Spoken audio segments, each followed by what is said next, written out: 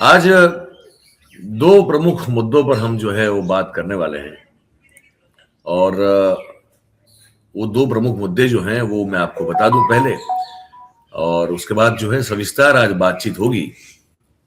और बातचीत इसलिए इस पर जरूरी है क्योंकि दोनों मुद्दे ऐसे हैं जो हम चाहे कितना भी कह लें कि मतलब ये प्रचार प्रसार के ढोल पीटे जाए कि हमको पूछ के ही जो है पूरी दुनिया पानी पीती है, लेकिन अब हमारी जो धीरे धीरे इस सरकार की नीतियों के चलते जो हमारे हाल हुआ है वो कितना निम्न स्तर पर जा रहा है, उसका ये नमूना है, उदाहरण है ये। पहला मुद्दा हम बात करेंगे शांति बिल। अब देखिए, प्रधानमंत्री हमारे जो है और उनके आसपास के लोग हैं, एक चीज में बड़े बड़े मतलब गजब के हैं, वो है कि नामकरण करना। हर चीज का नाम ऐसा करेंगे कि लगेगा कि भाई वाह, ये नाम से ही जो है सब कुछ हो गया। फिर शेक्सपियर ने कहा था कि नाम में क्या रखा है, और मोदी साहब कहते हैं कि नाम में ही तो सब कुछ रखा है। तो नाम ऐसा रखते हैं, सुन के लगता है कि शांति बिल। क्या बात, क्या बिल है वो। शांति बिल जो है वो कितनी हमारे देश के लिए अशांति कर सकता है, उस पर बात करेंगे।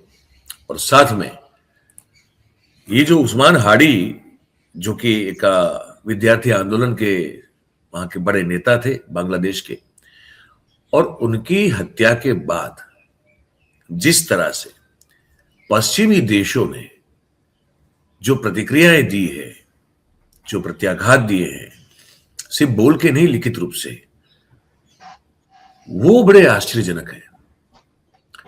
जैसे कि कोई देश का कोई बड़ा संवैधानिक पद पे आरूढ़ कोई व्यक्ति जो है वो चला गया हो, उस तरह के मैसेजेस और सांत्वनाएं जो प्रकट की गई हैं, वो अपने आप में बहुत सारे सवाल खड़े करती हैं। ये दो मुद्दे इस पर बात करेंगे। आज हमारे साथ हमारे वरिष्ठ साथी अरुण दीक्षित जी को हमने आमंत्रित किया है, मैं उनको जोड़ देता हूं और बातचीत जो है उसका सिलसिला आप शुरू करेंगे। आप सभी को सुप्रभात कहते हैं, और अरुण जी आपको भी सुप्रभात कहते हैं और बहुत बहुत स्वागत करते हैं आपका।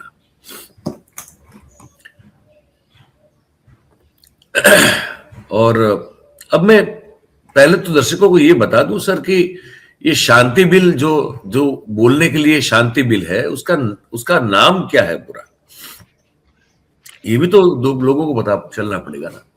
उसमें मयूर भाई एक चीज और है कि जिसको एब्रीविएट करें अगर ठीक से तो वो शांति नहीं होता है, उसको जबरदस्ती शांति किया गया है। वही तो कह रहा हूं मैं, वही तो कह रहा हूं, इसीलिए कि ये एक्चुअली कोई इसका शांति होता नहीं है।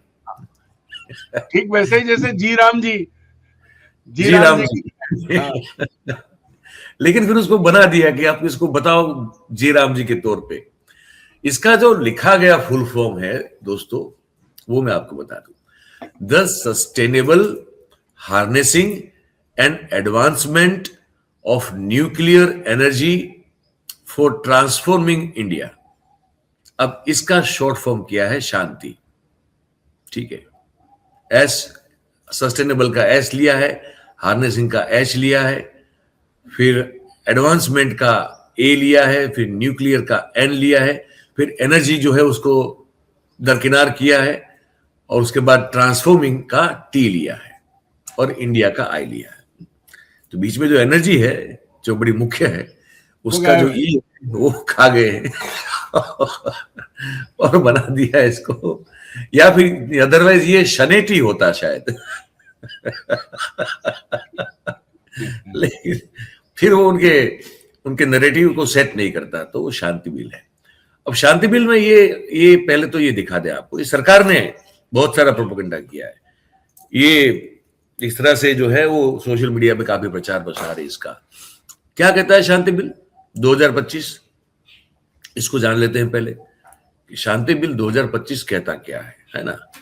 तो शांति बिल का पहला जो आप देख रहे हैं वो ये कहता है कि updating India's nuclear laws for the next generation.